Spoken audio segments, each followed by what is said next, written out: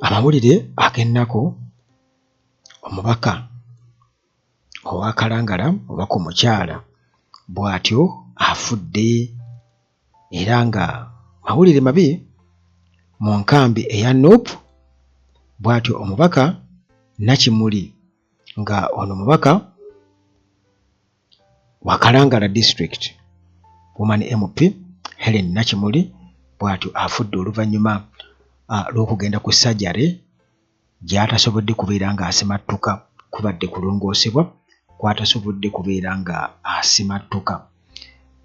Kale ebimukwatako ebimpimpi okusinziira ku Joel Sonyonyi agamba nti baakitegeddeko nti yabadde mulwadde era yabadde ayogerezeganyizzaako naye ng'yabadde yeevuga mu mmotoka nga agenda okubeera nga alongoosebwa, naye bwegatyo bwegazze tasobodde kubeera nga asimattuka. Abadde mukyala nga ayogera era nga ebigambo by'ayogera mu ddoboozi ekkalu obulungi ebitaliimu kuvumbeera yadde n'akamu,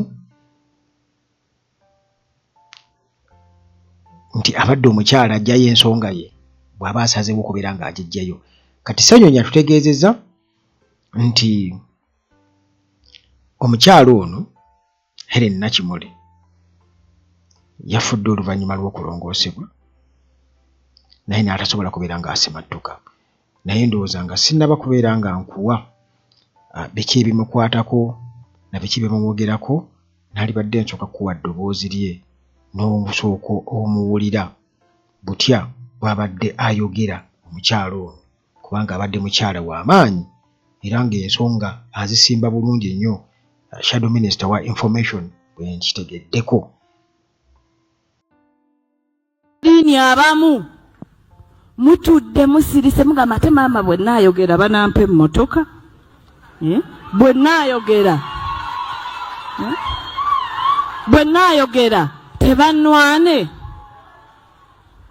Kkiriza okole ekituufu ku lw'abantu, empeera yo eri mu ggulu oba ojja funa ejjana. Ebigenda maaso mu ggwanga tetugenda kugaana kubyogerako ku lunaku luno olukulu. Olwaleero mbadde nzija ssebo w'ekitiibwa Katikkiro, ne ndaba ku X nga waliwo omutemu gwe balese mu kkooti y'abantu, naye bamulese bamuwa embejja, bamulese bamukuumye, bamulese nga balinga abaleeta zaabu. Naye abantu abatalina musango abaakwatibwa olw'ebyobufuzi bali mu makomera bavunda. Tebaweereddwa mukisa kuyimirirwa oba kweyimirirwa, tebaweereddwa mukisa kuwulizibwa, bali mu kkomera emyaka 5, wabula oli bamuleetanga abaleeta. It is really ashaming.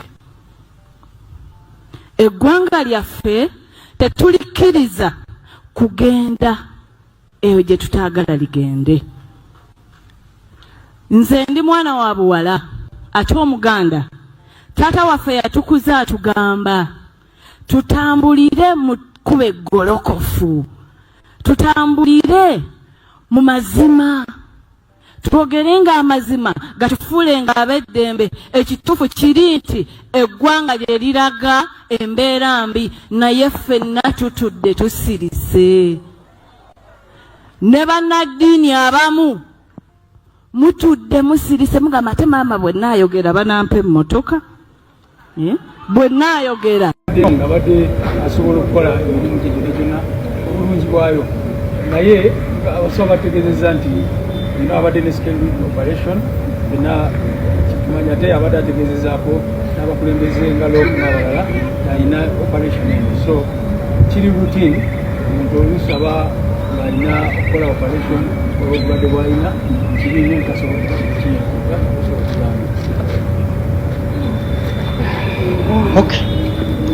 Nga tetunategeera bulungi bulwadde bumuleetedde kubeera ng'agenda okubeera ng'alongoosebwa, naye okusinziira ku Joel Ssenyonyi nga leader of opposition atukakasizza nti omukyalo ono ye kennyini yeevuze mu mmotoka yabadde yeevuga ne yeetwala mu ddwaliro okusobola okubeera nga alongoosebwa ku lunaku olw'omukaaga era nga yabadde ayogerezeganya naye ku nsonga za paalamenti nti mu kugenda okulongoosebwa kaalabisenga kwegamba kamayina sajare nti sajare etali y'amaanyi okulongoosebwa okutali kw'amaanyi naye nga bumanyi ebya Katonda tasobodde kubeera nga asimattuka. Kati Joel Ssenyonyi agamba nti omukyalo ono olunaku lwa mukaaga ku makya yakedde kubeera nga yeevuga yekka ogenda okulaba butya bw'agenda okubeera nga alongoosebwa eky'ennaku teyasobodde kubeera nga akola ki asabayivinga era nga omukyalo ono Nakimuli yagenze ku ddwaliro eritibwa Alexandria Medical Center wano mu Kampala. Kigambibwa okuba nti kituufu akasajjale kabadde katono nnyo, akazibu kabadde katono, naye nga bumanyi ebya Katonda muno tasimattuse tavuddeewo ku ttebo kwe balongooseza. Kakati ku mukutu gwa X Ssenyonyi yataddeko obubaka ng'agamba nti omukyalo ono baasose kwogerezeganyako ku makya ku nsonga za paalamenti era saali ssaawa 3 ez'okumakya n'ayogera ne Honorable Helen Nakimuli omugenzi kati Kalangala Women MP ku nsonga za meeting y'aba opposition ba MP wa opposition era nga babadde bapulaninga okubeera nga basisinkana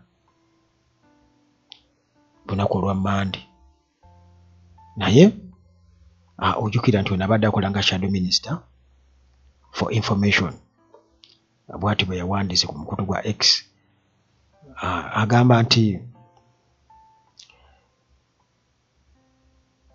Mukamayina Sajjale nga bwe yabadde akanyooma eby'ennaku teyasobodde kubeera nga asimattuka okuvayo mu theatre amawulire agavuddeyo gaadde mabi era afudde bamulongoosa kitalo nnyo. Nakimuli nga bwe kutegeeza nti mu paalamenti ye-11 abadde ku tikiti ya National Unity Platform era nga ono abadde opposition leader ali active ennyo eddoboozi muliwulidde nga ayogera nnyo ku buli bw'enguzi n'ensonga endala eziruma abantu. Yazaalibwa nga 1985 Lukuba kyalo bakita Lukuba Kalangala district era nga eyo gye yakulira ku bizinga obulamu bwe bwonna era gy'asomedde n'ewalala naye nga eddoboozi lye mu district eno libadde liwulirwa nnyo.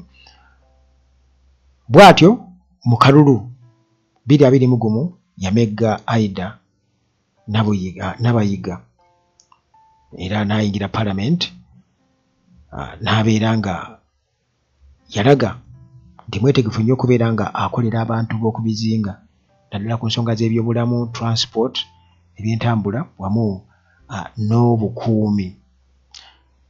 Omukyalo ono nga tuvudde ku politics Nakimuli era kigambibwa okuba nti abadde munnabyamizannyo abadde azannya volleyball era mu ttiimu ya paalamenti okuviira ddala 1998 kigambibwa okuba nti omuzannyo guno abadde aguzannya era bw'ayingidde mu paalamenti omuzannyo ogwo aguzannye ku ttiimu ya paalamenti gye babadde bagenda okubeera nga bazannya emizannyo gya East Africa. Omukyalo ono mu community work abadde mulungi nnyo ng'agezaako okuyamba bannamwandu mu nsonga z'amateeka kuba bannamwandu baba n'ebizibu, omusajja agoba mu nnyumba, omusajja ate ettaka lyange bangobako kati n'abo bonna abatalinamu asirize families zirina embeera enzibu ennyo era nga omukyalo ono abadde agezaako nnyo okulaba nga awa abantu eddoboozi. Nakimuli mu church y'aba Orthodox abadde aweerezaayo era nga abadde akola nnyo ku nsonga z'okuyamba abantu. Tebanakubeera nga batubuulira exactly babadde bamulongoosa ki naye nga okusinziira ku Robert Kyagulanyi Ssentamu ensonga eno babadde munnange amawulire nga bwe kiri nti gatambudde naye gamutuuseeko gy'ali era nga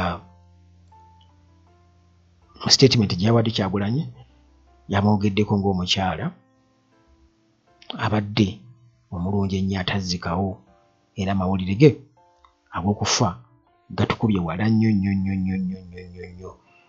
mu ngeri y'ekikangabwa kubanga abadde omuntu omumalirivu ennyo okusinziira ku Kyagulanyi era ng'aweereza n'omutima gumu kakati okufa kwe Kyagulanyi agamba nti eno si just loss era ekibiina kya Nuupu wabula Uganda yonna okutwaliza awamu nga bwe nkutegeeza nti afiiridde ku myaka 41 era nti January nga 15 mu kalulu kano yaddamu n'abeera ng'alondebwa nga omubaka omukyala akiikirira ebizinga ebyekalangala kati munnange ebyo byebyo ku munnaffe oyo kitalo nnyo afiiridde ku myaka emito era nga byonna bya